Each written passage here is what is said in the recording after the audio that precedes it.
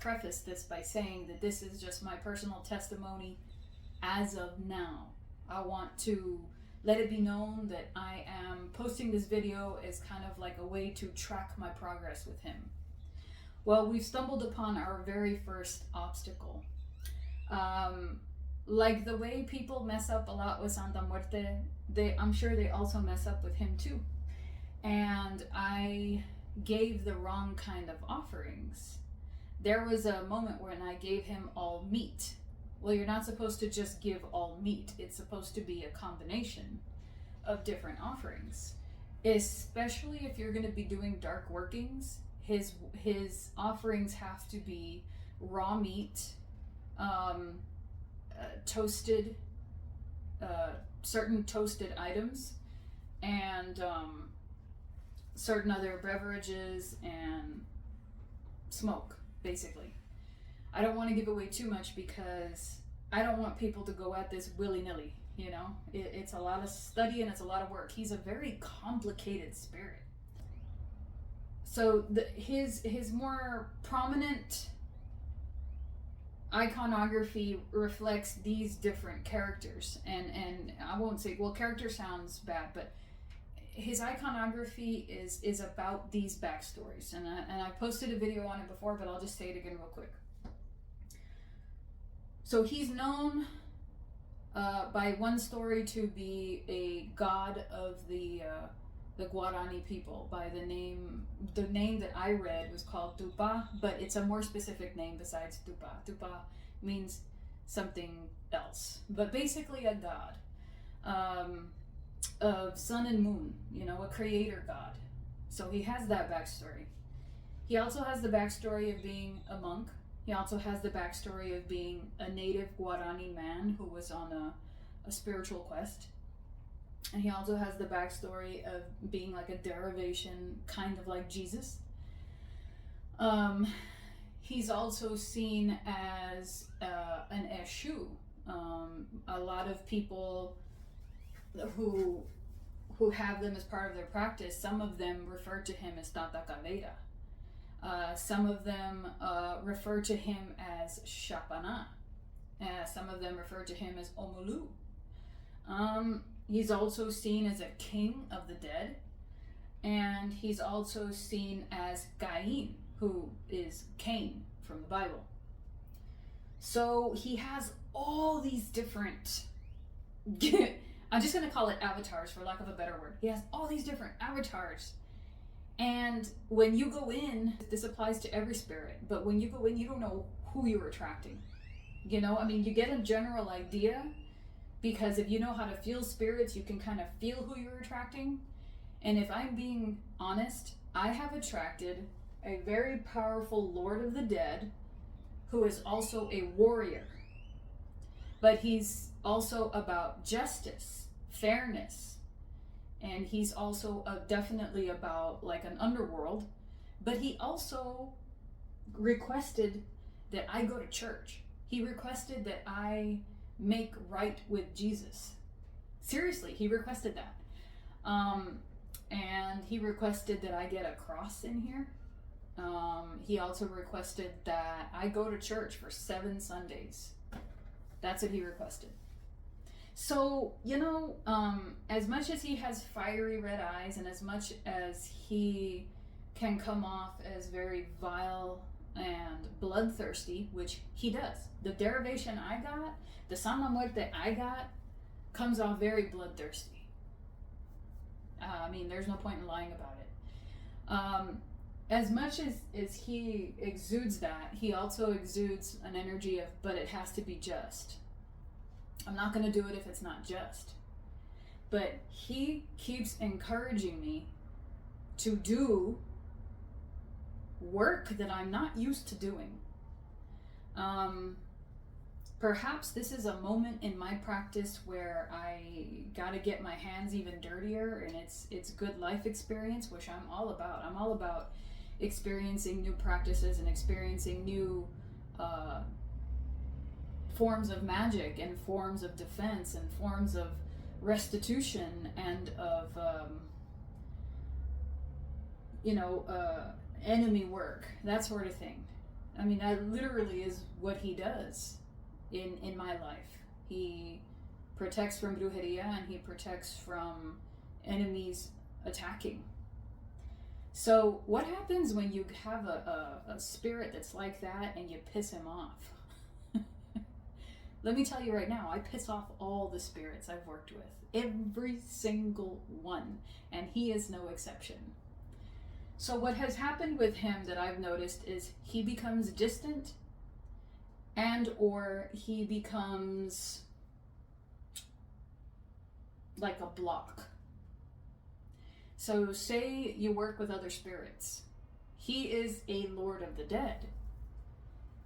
He can block you from either communication, or he can block you from working with, or he can block you from furthering your progress with other spirits. But I mean, you have to know his energy to know it's him. And I was very confused because I've never had to really deal with this before.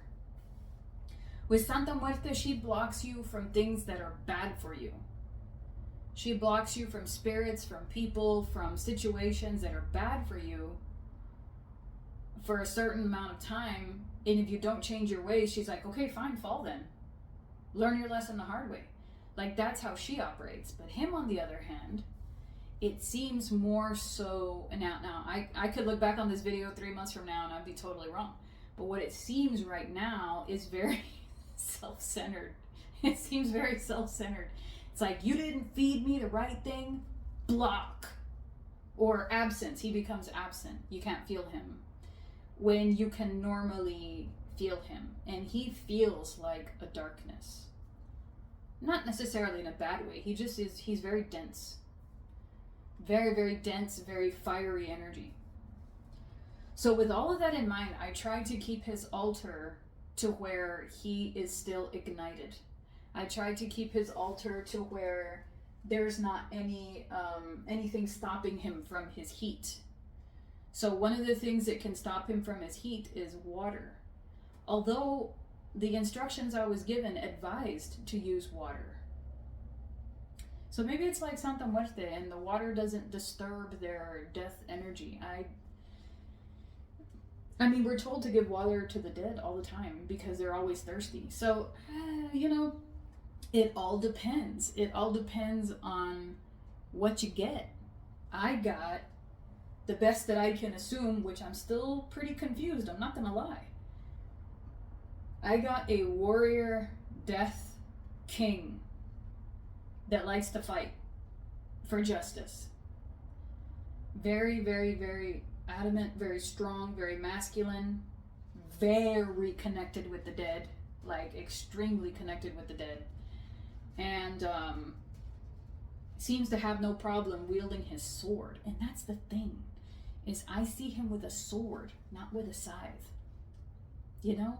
So I'm not going to deny the fact that I consistently and continually question who he is, what he's about, you know, because of all these different avatars that are floating around with him. It's so open and so unpredictable that it's hard for just one person who's used to one type of energy all the time to comprehend. You know, with Santa Muerte, it's kind of easier because we have pretty much one or two origin stories. She has her origin stories of Aztec or Mexica lore, mixed with Catholicism. Her robe colors, bingo bango boom, those are her avatars, you know? Easy peasy. With him, it's different. It's different personas. It's not just as simple as different robe colors, although he does have different robe colors as well. I mean, he's so entirely complex. I mean, I sometimes have a hard time wrapping my brain around how complex he is. I can tell you the things he likes, and I can tell you the things that I've seen he doesn't like. One thing I learned the hard way, don't put anything salted on his altar. I learned that the hard way. The dead don't like salt. But I think that also, like, I see different sides of him sometimes. Like, sometimes I very much think he is associated with the wind and with storms and with the weather. And that was part of his origin story. That god that I was referring to, Tupa. Well, the more specifics of that god was that the god was a lightning and thunderstorm god. I can see that. I could really see that with him. I can also see his correlation to Gain, because I do have a little bit of experience with Gain. That raw, vulgar, very much connected to the earth type of energy, the vindictive and not opposed to bloodshed, you know, not opposed to wielding the sword or wielding the weapon, you know. I can see that. His eyes glow, you know, like his eyes are red, blood red. But at the same time, there's this other part of him that's emerging that's like the savior, the redeemer. It's like the healer, you know. So it's like all of these things combined. I have a hard time still like comprehending it all, because one moment I can come in here asking for, let's just say, asking for restitution, petitioning for restitution, but then it seems like, okay, but I'm not in the fighting mood right now. And then other days it's like, let's kick some butt. I want to kick some butt, and I was like, I got no butts to kick right now. Like, how do you mean? Yeah, there's got to be some butts to kick. There's got to be. You know, it's kind of like that. It's very fiery, very demanding. So I will admit, you know, I'm still having a hard time processing him. But it's also very intriguing. He leaves me feeling like he's super mysterious. It's not just all handed to you on a platter. I mean, you can read the books and you can hear the testimonies from other people. They feel like if they have it down. But do they? You know? Like, does anybody?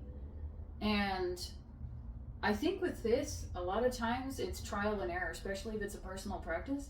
Now, obviously, I'm putting this out there for all of YouTube to see, and it takes a big person to admit that they're feeling confused for the whole internet to see, because, you know, people laugh at you, or people think, like, you shouldn't be posting this if you don't know. Well, that's not me. I post what I've learned so far.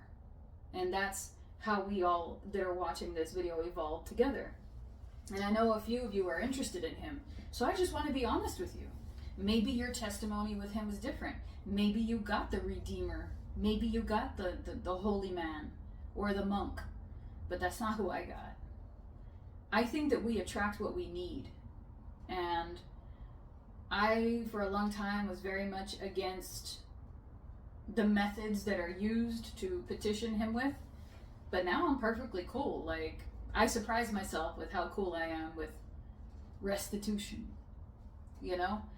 But he's shown me that there's no need to be afraid to get your hands dirty or bloody, you know? And there's no need to be afraid to be fearful of the more hot side of death, you know? So I don't know if I'm ever gonna figure him out fully. I don't know if I'm ever gonna get the answers of who he is on a grand scale. And everybody, I'm sure, I'm gonna, of course, leave the comment section open. I'm more than happy to hear your testimonies. I'm more than happy to hear your side of the story. But keep in mind, I'm referring to him as San la Muerte. I'm not referring to a specific face. Well, who I'm working with is essentially like a Lord of the Dead. So I don't have enough experience with any of the other faces of San la Muerte to be definitive on this is the way you do it, this is exactly this is exactly that, that's exactly that. It's like if I'm saying that I'm working with death, and death comes with many different phases. I don't know, I just wanted to share my experience, and I also wanted to say, you know, with him and Santa Muerte, it's like they understand each other. It's like she sees him as, he is what he is, he does what he does. If you want to share your stories in the comment section, of course, please be respectful, or I'll have to delete your comment. This is a very respectful channel. And if you just want to comment, or you want to share your experience with him, or you just want to have anything to say at all for other people to read, I'm happy to approve and to add your comment. But like I said, let's remain respectful, because everybody's practice is different and everybody's experience level is different. We don't want to be rude to the people that are just starting out, you know? Myself included. Like, I'm just starting out with him. So, let's be nice. That's about it for now, and I'll see you guys in the next video.